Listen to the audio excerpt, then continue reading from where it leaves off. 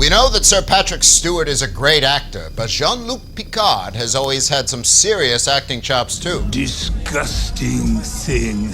Once they get the Borg inside them, there is no coming back, no matter what they think. Defiled is what you are. Damned, cursed. Or not? JL, what happened to you, man? Your ass used to be beautiful. And it still is! Episode 5 of Star Trek Picard is here, so welcome back to SYFY WIRE's Warp Factor, Picard Edition, Episode 5. Fun will now commence. Engage.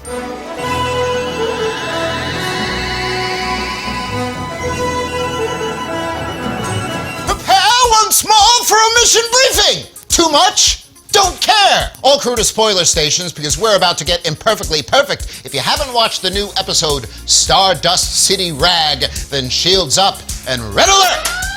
Romulans ain't the only ones harvesting Borg tech. One particular Starfleet lieutenant of note got his Borg implants ripped out 13 years ago. 7 of 9 gave him a mercy killing, and though we don't know it yet, it was all thanks to someone named Bjayzl. Have a name much? She's terrible. Years later, Bjayzl roofies a bearded Bruce Maddox and plans to sell him off to the Tal Shiar. Really good stuff, Bjayzl. Back in the present, Jean-Luc and 7 of 9 get to know each other while she knocks back a bourbon straight up. She's been working with the Fenris Rangers, helping the helpless, and is also interested in Freecloud. Meanwhile, Dr. Jurati watches some home movies of herself and Maddox making cookies. He calls her Aggie and they kiss. Great. Broken. But never mind, time for the crew to get Maddox out of his Freecloud jam through the power of acting. They all pretend to be go-betweens, using some ridiculously flamboyant costumes, accents, and 7 of 9 the debate. It is priceless. Raffi takes her leave and visits her son, who is expecting a baby. Despite her amends, he wants nothing to do with her or her conspiracy theories. Like I said, she's just passing by. Our hearts break for her, and Raffaella, her full name, ends up back on the La Sirena by the end of the episode. La Sirena. Also, the plan goes to hell. But Bjayzl and 7 have a history, and 7 is not over the death we saw earlier. She gets everyone out safely, including Maddox, but after a final convo with Picard, 7 gives him her digits and borrows 2 phaser rifles before, beaming back down and bewasting Bjayzl. Revenge is a dish that is best served. You know the rest. Maddox reveals that Soji is on the artifact, aka the Borg Cube. Yay! Dr. Jurati then kills him, saying, I wish they hadn't shown me. What? SOKATH! His eyes uncovered! Did this episode come locked and loaded with a divine treasury full of references to Trek past, as well as new lore that made this tea even hotter?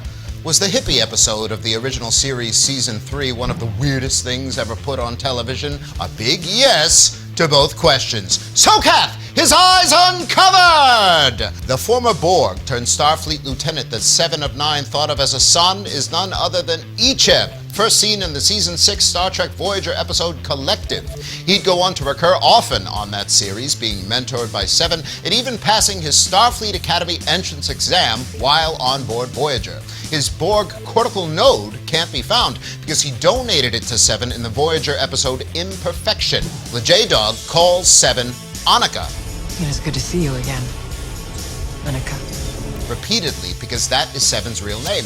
The tale of young Annika Hansen's assimilation is told in the Voyager Season 4 episode The Raven. The janitor has Maddox drink Tranya, an orange-colored juice that the Clint Howard baby drank in the original series episode The Corbomite Maneuver. The drink was seen on Star Trek Discovery, held again by Clint Howard, and was mentioned once on my beloved Deep Space Nine. Speaking of DS9, one of the billboards in Stardust City clearly reads, Quark's Bar.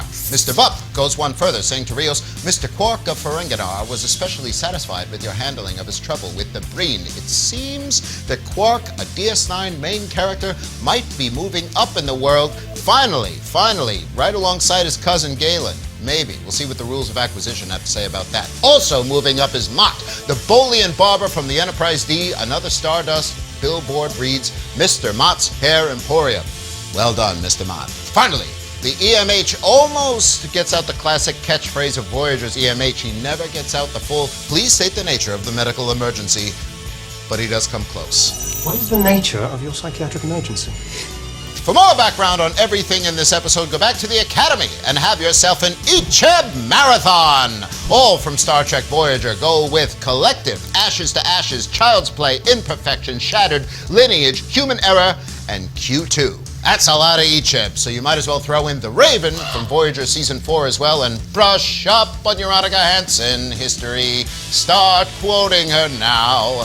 You know you want it, you know you need it, so go and get it. Rios isn't the one I'm really worried about here. I'm more concerned with you two. Oh, I thought that I looked appropriately sinister. No comment. Earl Grey never fails, and it never goes over the top. Star Trek Picard never fails to give us classic quotes, and this week, for the first time in our show's entire long 5-week history, the line of the episode goes to someone other than Jean-Luc. The honor goes to 7 of 9 with her line, It's not saving the galaxy, it's helping people who have no one else to help them. Also great was almost every Elnor line, and then the final exchange between 7 and JL. You can only do one. You're not doing me again. Set to kill, Dave. The exchange in question is as follows. After they brought you back from your time in the Collective, do you honestly feel that you regained your humanity?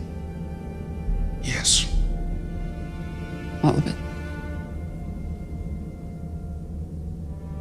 No.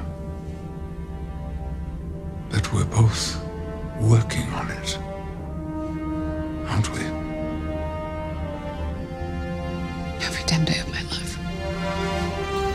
Fascinating. Picard would never pull things on me. I'm not Picard. Nevertheless, Earl Grey never fails. Agnes Jurati, love of my life, what did you do and what are you hiding? My proposal is still on the table, but we need to have a little talk.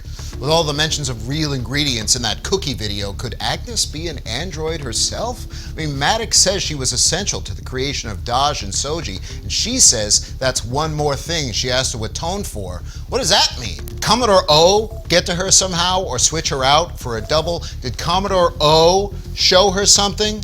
What did you show, Commodore O? Agnes knows something she wishes she didn't know for show.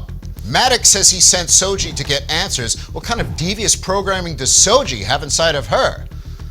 And now, because I've never met a drum that I didn't want to beat repeatedly. Crusher Lunch! Not seen, not mentioned, but still they are clearly building up to it. If they aren't building up to it, or they have the audacity to say that Beverly Crusher died off screen, yeah, I'm gonna go into full two-phaser 7 of 9 mode! Our hailing frequencies are now open. Last week's poll, which was brought to you by the letter H, asked which Rios hologram was your favorite. The EMH, the ENH, the EHH, or Emmett. The overwhelming winner with 68% of the vote was Emmett. Sorry, letter H. For what it's worth, he's my favorite too. Be sure to take a look at this week's poll on Twitter, which is sure to just burn up the internet. Who do you think is the real villain of this show? Commodore O, Narek, Fear and Greed, Agnes Jurati. For more on everything in this episode, be sure to check out the featured article cannotated on SYFYWIRE.com. You don't have to punch a holographic billboard to get in, so come visit us there. Computer, activate emergency fictional character mourning hologram. Sure, goodbye forever to Bruce Maddox, but a sincere and sad farewell to Icheb, Starfleet Lieutenant and former Borg drone. Rest in peace, dear boy. I'll be seeing you in all the old familiar places. Blue skies, Icheb. I'll be seeing